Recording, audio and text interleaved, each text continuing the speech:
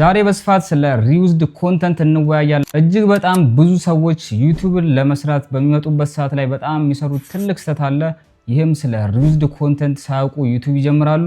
ነገር ግን ዩቲዩብን ከሰሩ በኋላ ወደ ሞኔታይዜሽን በሚቀላቀሉበት ሰዓት ላይ ሪዩዝድ ኮንተንት ይላቸዋል ማለት ነው ዩቲዩብ። በዛሬው ቪዲዮ ዩቲዩብ ሪዩዝድ ኮንተንት ምንድነው? እንዴትስ ይህንን ችግር መቅረፍ እንችላለን? እንዲሁም የሪዩዝድ ኮንተንት ከመጣብን መወሰድ የሚኖርብንን እርምጃዎች በዚህ ቪዲዮ ነግራችኋለሁ።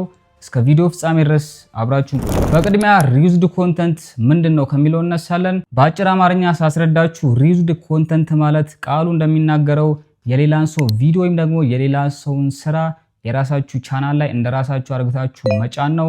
ይህ በዩቲዩብ እጅግ በጣም የተከለከለ ነው። በዩቲዩብ እንኳን ባይከለከል እናንተ የሰው ቪዲዮ ጭናችሁ ወይም ደግሞ ሌላ ሰው በጣም የለፋበትን ስራ ጊዜውን አቅሙን በጣም ብዙ ነገሩን ያጠፋበትን ስራ እናንተ ቻናል ላይ እንደራሳችሁ ቪዲዮ አድርጋችሁ የምትጭኑ ከሆነ ይህ እጅግ በጣም ትክክል አይደለም፣ ወይም ደግሞ ከስርቆት የማይተናነስ ነው ማለት ነው። ስለዚህ ዩቲዩብ ላይ በምትመጡበት ሰዓት ላይ እንደዚህ አይነት ስህተቶችን መስራት ያኖርባችሁ። ይህን ነገር የምነግራችሁ እንግዲህ ከራሴ ተነስቼ ነው ማለት ነው። እዚህ ዩቲዩብ ቻናል ላይ የማወራቸውን እያንዳንዱ ነገሮች ዝም ብዬ አይደለም ማወራው ማለት ነው። እኔ ላይ የደረሰ እንዲሁም ደግሞ ከራሴ ስህተት የተማርኳቸውን ነገሮች ነው ለእናንተ ማካፍሉ። ስለዚህ በደንብ እንድትከታተሉኝ ፈልጋለሁ። ስለዚህ ስለ ሪዩዝድ ኮንተንት ይሄን ያልካልኳችሁ እናንተ ደግሞ ማድረግ የሚኖርባችሁ ነገሮች ነግራችኋለሁ። የመጀመሪያው ትልቁ ምክሬ ወደ ዩቲዩብ በምትመጡበት ሰዓት ላይ በፍጹም ለቪው ብላችሁ የሰዎችን ቪዲዮ የእናንተ ቻናል ላይ መጫን አይኖርባችሁም። እኔ ከ3 ዓመት በፊት እንግዲህ የዩቲዩብ ቻናል ነበረኝ ሎኮ ክሬቲቭ የሚባል። ከዛ ፊት ስሙ እንደዛ አልነበረም። ነገር ግን ባለማወቅ በዛ ሰዓት ላይ የተለያዩ የኮሜዲ ቪዲዮዎችን ኮምፓይል አድርጌ አንድ ላይ ነበር የምጭነው።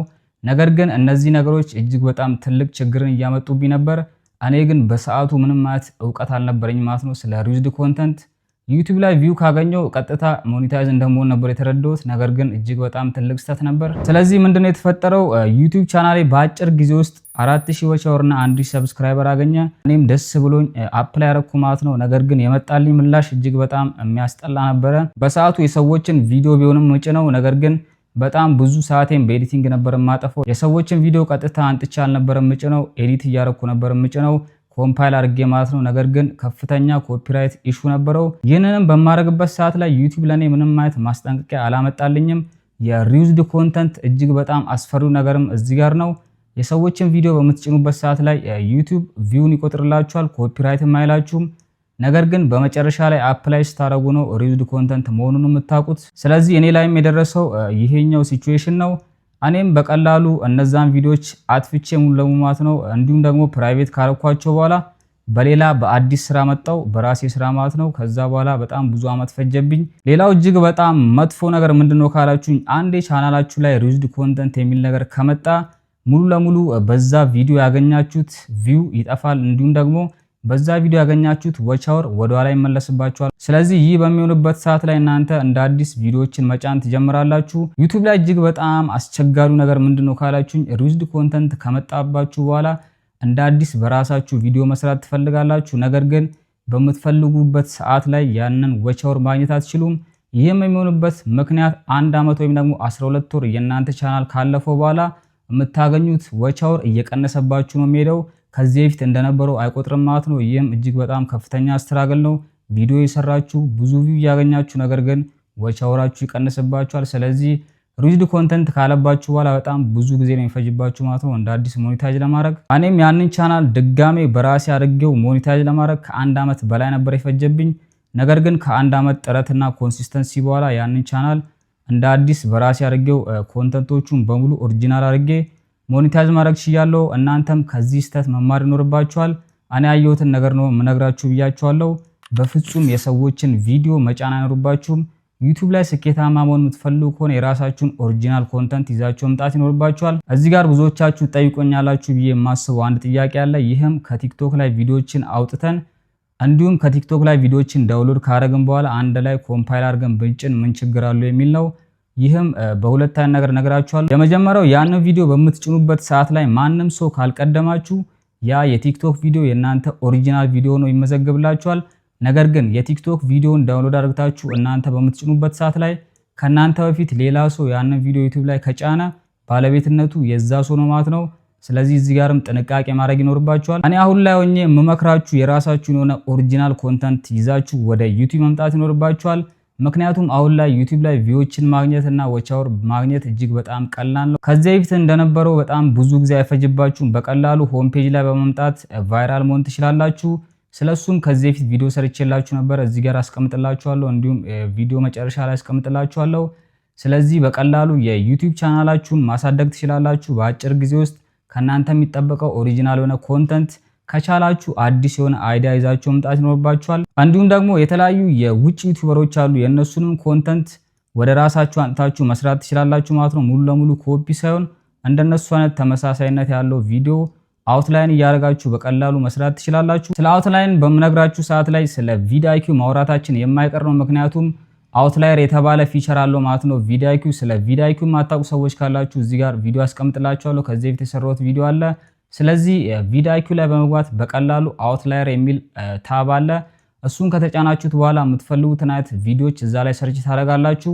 ወይም ደግሞ ከእንደዛ አይነት ቪዲዮዎች ላይ ሀሳብ መውሰድ ፈልጋለሁ የምትሉትን ቪዲዮዎች ታስገባላችሁ። ስለዚህ ቪዲአይኪው በቀላሉ ያን ቪዲዮ አናላይዝ ካደረገ በኋላ ለእናንተ በሚመጥን መልኩ ወይም ደግሞ ለእናንተ ይሆናል ብሎ ባሰበው መልኩ ያንን ቪዲዮ ያዘጋጅላችኋል። እናንተም በቀላሉ ከዛ ቪዲዮ ላይ ሀሳቦችን በመውሰድ እንዲሁም ደግሞ ቪዲአይኪው ከሰጣችሁ መረጃዎች ላይ የራሳችሁን ኮንተንት በቀላሉ መስራት ትችላላችሁ። አሁን ደግሞ እንዴት በቀላሉ ሪዩዝድ ኮንተንት የሚል ነገር ከመጣብን ያንን ነገር ቀርፈን ወደ ራሳችን ቻናል መመለስ እንደምንችል ነግራችኋለሁ። ምስሉ ላይ እንደምትመለከቱት እንግዲህ ሪዩዝድ ኮንተንት በሚላችሁ ሰዓት ላይ እንደዚህ አይነት ምስሎችን ያመጣላችኋል። እዚሁ ጋር እንዲሁም ደግሞ ትምህርት ይሰጣችኋል ማለት ነው። እንደምታዩት ዱ እና ዶንት ዱ የሚባል አማራጭ አለ። ዱ የሚለው ማድረግ የሚኖርባችሁ ወይም ደግሞ ከዚህ በኋላ እንደዚህ አይነት ቪዲዮዎችን መስራት አለባችሁ የሚል የተወሰኑ ሀሳቦች አሉ ማለት ነው። እነሱን መከተል ይኖርባችኋል። ዶንት ዱ ወይም ደግሞ እንዳታረጉ የሚሉት ደግሞ በቀኝ በኩል የተቀመጠው ነው። ስለዚህ እነሱን በመመልከት እንደዚህ አይነት ነገሮችን በፍጹም ዩቲዩብ ላይ ማድረግ አይኖርባችሁም። ነገር ግን ያን ነገር የምታረጉ ከሆነ በቀላሉ ሪዩዝድ ኮንተንት ይላችኋል። ስለዚህ ሪዩዝድ ኮንተንት የሚል ነገር ከመጣባችሁ እንደምታዩት እዚህ ጋር ስቴፖቹን ተከትላችሁ በትክክል መፈጸም ይኖርባችኋል። ስለ ሪዩዝድ ኮንተንትም ከዚህ በፊት የሰራሁት ቪዲዮ አለ። እንዴት አፒል እንደምታደርጉም ቪዲዮዎችን ሰርቼላችኋለሁ። እሱን ተከትላችሁ በቀላሉ አፒል ማድረግ ትችላላችሁ። አፒል ለማድረግም እጅግ በጣም ቀላል ነው። የእናንተን አሰራር ወይም ደግሞ እንዴት ያንን ቪዲዮ እንደሰራችሁት የሚያሳይ ማስረጃ በቀላሉ ቪዲዮ በመስራት ዩቲዩብ ላይ ትጭናላችሁ። በምትጭኑበት ሰዓት ላይ ግን አንሊስትድ አድርጋችሁ ነው የምትጭኑት። ስለዚህ አንሊስትድ በምታደርጉበት ሰዓት ላይ ያ ቪዲዮ ከእናንተ ቻናል ውጭ ያወጣል ማለት ነው። ያንን ሊንክ ለምትልኩለት ሰው ብቻ ያ ቪዲዮ ይደርሳል። ስለዚህ ያንን ቪዲዮ ኮፒ አድርጋችሁ እዚህ የምታዩት ቦክስ ላይ ታስቀምጣላችሁ። በቀላሉ እዛ ላይ አስገብታችሁ ሰብሚት ትሉታላችሁ። ከዛም የነሱን መልስ ይሰጧችኋል። ነገር ግን ብዙ ጊዜ ሪዩዝድ ኮንተንት ከተባላችሁ አፒላችሁ ሪጀክት ይደረጋል። ያ በሚሆንበት ሰዓት ላይ በቀላሉ ወደ ቪዲዮዎቻችሁ በመሄድ ያንን ቪዲዮ ማጥፋት ይኖርባችኋል ማለት ነው። ሙሉ ለሙሉ አጥፍታችሁት እንደ አዲስ ቪዲዮዎችን ጄኔሬት ማድረግ ይኖርባችኋል። ብዙ ጊዜ ሪዩዝድ ኮንተንት የሚያመጡባችሁ ቪዲዮዎች የእናንተ ቻናል ላይ ቫይራል ወይም ደግሞ ፖፑላር የሆኑ ቪዲዮዎች ናቸው። በጣም ብዙ ቪው ያገኙ ቪዲዮዎች። ምክንያቱም ዩቲዩብ አፕ ላይ በምታደርጉበት ሰዓት ላይ ለሞኔታይዜሽን ቅድሚያ የነሱ የሚመለከቱት ፖፑላር ቪዲዮዎቻችሁን ነው።